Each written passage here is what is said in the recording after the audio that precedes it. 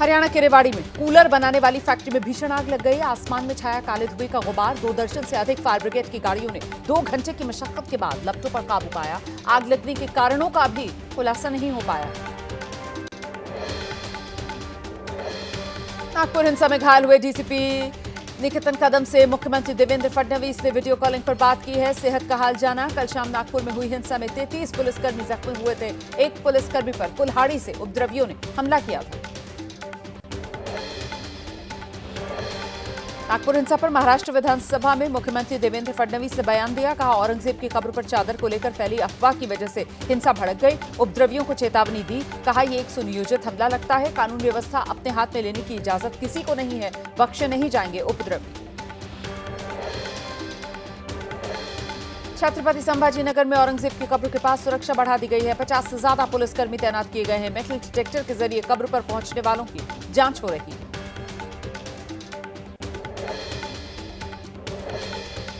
विधानसभा तक पहुंचा औरंगजेब की कब्र का मुद्दा। महाराष्ट्र विधानसभा परिसर के बाहर शिंदे गुट के विधायकों का प्रदर्शन। औरंगजेब की कब्र हटाने की मांग। पोस्टर बैनर लेकर विधानसभा के बाहर जमकर नारेबाजी की। नागपुर हिंसा की असल वजह का पता लगाने में जुटी है पुलिस। महाराष्ट्र के गृह राज्य मंत्री कदम ने कहा है 47 लोगों की गिरफ्तारी हो गई है। जल्द सच्चाई सामने आ जाएगी। फिलहाल नागपुर में हालात काबू में हैं। नागपुर हिंसा पर बोले शिवसेना उद्धव गुट के नेता आदित्य ठाकरे। हिंसा के पीछे सरकार का हाथ। कहा, दूसरा मणिपुर बनाना चाहती है महाराष्ट्र को सरकार। कानून व्यवस्था में सरकार फेल है। नागपुर हिंसा पर बोले महाराष्ट्र के डिप्टी सीएम एकनाथ शिंदे। कहा, साजिश के तहत हिंसा हुई है। दोषियों को बख्शा नहीं जाएगा। पुलिस पर हमला दुर्भाग्यपूर्ण है।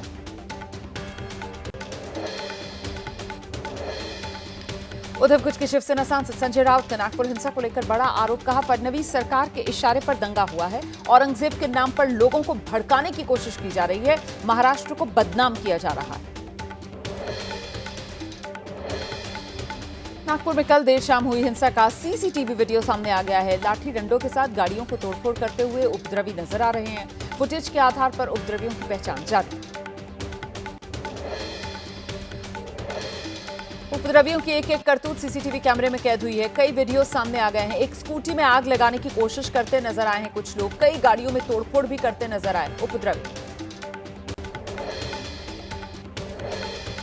नागपुर में पथराव और आगजनी के बाद अब हालात काबू में हैं। हिंसा के बाद 10 थाना क्षेत्रों में कर्फ्यू लगा दिया गया है। शहर में धारा 163 लागू है। कल हुई हिंसा में 3 डीसीपी स्तर के अधिकारी समेत 33 पुलिसकर्मी जख्मी हो गए थे। अब तक 5 केस दर्ज हुए। नागपुर हिंसा पर बीजेपी के प्रदेश अध्यक्ष चंद्रशेखर बावनकुले ने कहा है कि नागपुर हिंसा स्पष्ट रूप से साजिश का मामला है। पहले नहीं देखी गई ऐसी हिंसा। सभी हिस्सों में शांति सुनिश्चित करने के लिए हर संभव प्रयास जारी है। स्थिति तनावपूर्ण है लेकिन नियंत्रण में है हालात। नागपुर के हंसापुरी में सराफा व्यापारियों के इलाके में घरों गाड़ियों को उपद्रवियों ने निशाना बनाया। सहमे स्थानीय लोगों ने हिंसा को लेकर सुनाई अपनी आपबीती। कहा, टारगेट कर हमारी दुकानों वाहनों को निशाना बनाया गया। नागपुर के चिटनेस पार्क के आसपास के इलाके में भी हिंसा हुई है। महाल इलाके में भी पथराव आगजनी। शाम 8 बजे के बाद बिगड़े थे हालात। एक पक्ष ने किया था पुलिस पर पथराव। नागपुर के हंसापुरी इलाके में दीवारों पर पथराव के निशान। बदमाशों ने घर के बाहर खड़ी दर्जन बाइकों को आग के हवाले कर दिया। लोगों के मुताबिक घर में मौजूद मंदिर को भी नुकसान पहुंचाया गया। नागपुर में उपद्रवियों द्वारा चलाए गए पत्थरों को किया गया इकट्ठा। पत्थरों से मिनी ट्रक भर गया। सैकड़ों की संख्या में कल रात चलाए गए थे पत्थर। नागपुर हिंसा को लेकर समाजवादी पार्टी के नेता रामगोपाल यादव ने बीजेपी को घेरा। कहा, बीजेपी जो चाहती है देश में वही हो रहा है। शिवसेना उद्धव गुट के सांसद प्रियंका चतुर्वेदी ने नागपुर हिंसा पर महाराष्ट्र सरकार पर हमला बोला। कहा, हिंसा में सीएम और उनके मंत्री शामिल हैं। पूरे मामले की न्यायिक जांच कराई जाए। हिंसा भड़काने वालों पर सख्त कार्रवाई हो। कोल्हापुर मंदिर परिसर में हिंदूवादी कार्यकर्ताओं के साथ टी राजा सिंह ने मीटिंग की है। कहा, नागपुर हिंसा के पीछे एक बड़ी साजिश है। उपद्रवी चाहे जितने पथराव कर ले, महाराष्ट्र की धरती से औरंगजेब की कब्र उखाड़ कर दम लेंगे। बीजेपी नेता राम कदम ने नागपुर हिंसा के लिए अबू आजमी को जिम्मेदार ठहरा दिया। कुछ दिन पहले अबू आजमी ने औरंगजेब को बताया था अच्छा शासक, जिसके बाद से ही ये बवाल मचा है।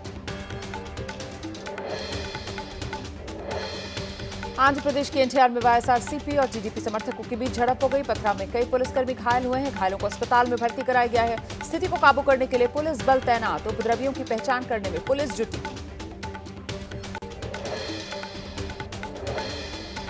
महाकुंभ के सफल आयोजन पर लोकसभा में पीएम मोदी का संबोधन। कहा, पूरी दुनिया ने भारत का विराट रूप देखा। महाकुंभ से एकता का अमृत निकला है। देश के कोने कोने से करोड़ों लोग प्रयागराज में इकट्ठा हुए।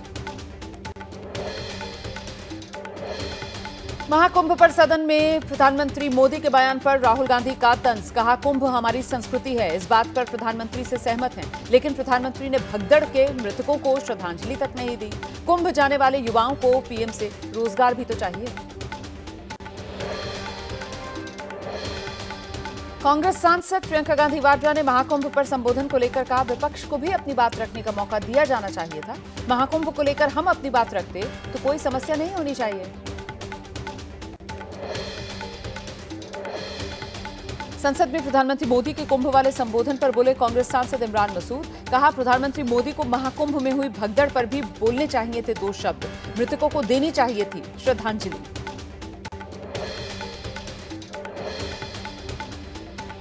प्रधानमंत्री मोदी के संबोधन पर एसपी सांसद अवधेश प्रसाद का आरोप। कहा, पीएम मोदी ने एक तरफा बोला और चले गए। विपक्ष को बोलने का मौका ही नहीं दिया। प्रधानमंत्री ने संबोधन में महाकुंभ में हुई मौत का जिक्र तक नहीं किया, इसीलिए विपक्ष ने वॉकआउट किया। प्रधानमंत्री के संबोधन पर विपक्ष के सवालों का बीजेपी सांसद रवि किशन ने जवाब दिया। कहा, विपक्ष का तो काम है मौका ढूंढना, जो उन्हें मिल नहीं रहा। पीएम ने देश और विदेश के सनातनियों को धन्यवाद दिया। संसद में धन्यवाद का माहौल था। कांग्रेस सांसद सोनिया गांधी ने राज्यसभा में उठाया मनरेगा का मुद्दा। बजट आवंटन में कमी पर चिंता जताई। न्यूनतम मजदूरी 400 रुपए प्रतिदिन और कार्य दिवस की संख्या 100 से बढ़ाकर 150 करने की मांग की। राज्य कर्मियों के लिए पुरानी पेंशन स्कीम लागू करने की मांग को लेकर बिहार विधानसभा परिसर में महागठबंधन के विधायकों का धरना प्रदर्शन। लॉ एंड ऑर्डर के मुद्दे पर भी नीतीश सरकार पर विपक्ष का जोरदार हमला। बिहार विधानसभा में आज भी विपक्ष ने जबरदस्त हंगामा किया। शिक्षा विभाग के सवाल पर आरजेडी विधायकों ने सरकार को घेरा। हंगामा करते हुए वेल में पहुंचे विपक्ष के विधायक। आरजेडी के विधायकों के हंगामे पर सीएम नीतीश कुमार ने जवाब दिया। बड़े प्राइवेट स्कूल्स में कमजोर वर्ग के छात्रों का नामांकन नहीं होने के सवाल पर बोले, शिक्षा मंत्री और शिक्षा विभाग के बड़े अधिकारियों को पूरे मामले की जांच के लिए कहा गया है। कमजोर वर्ग के छात्रों के हितों का ध्यान रखा जाएगा। बिहार विधानसभा चुनाव के लिए बीजेपी ने थीम सॉन्ग लॉन्च किया है।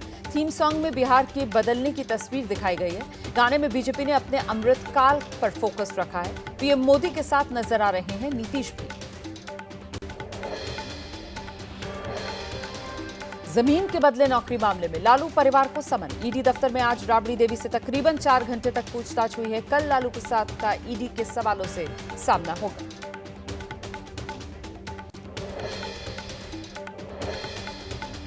लैंड फॉर जॉब केस में लालू परिवार को समन पर बोले नीतीश सरकार में मंत्री जयंत राज।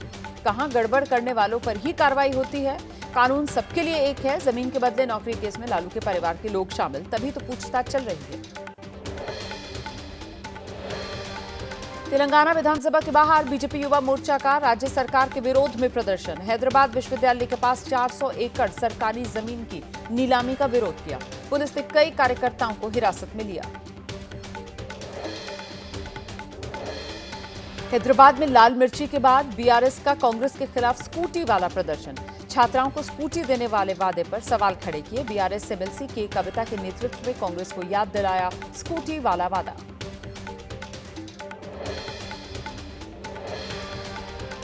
शाम 5 बजे दिल्ली के इंदिरा भवन में कांग्रेस अध्यक्ष मल्लिकार्जुन खड़गे पार्टी के महासचिवों और प्रभारियों के साथ मीटिंग करने वाले हैं। संगठन की मजबूती को लेकर मंथन होगा। बैठक में राहुल गांधी भी शामिल होंगे। महिलाओं की सुरक्षा को लेकर एंटी ईव टीजिंग स्क्वाड के बाद दिल्ली में आयुष्मान भारत योजना लागू करने की तैयारी है। 10 अप्रैल को दिल्ली सरकार और केंद्र सरकार के बीच एमओयू साइन होगा। 1 महीने के भीतर 1 लाख लोगों का किया जाएगा एनरोलमेंट। अप्रैल के महीने से दिल्ली की सड़कों पर उतरेंगी 900 बसें। वेंडर्स के साथ बैठक के बाद मंत्री पंकज सिंह ने कहा है, हर सप्ताह बढ़ेगी बसों की संख्या। इलेक्ट्रिक बसों पर ही जोर रहेगा। बीजेपी ने जो वादा किया वो हर हाल में पूरा होगा।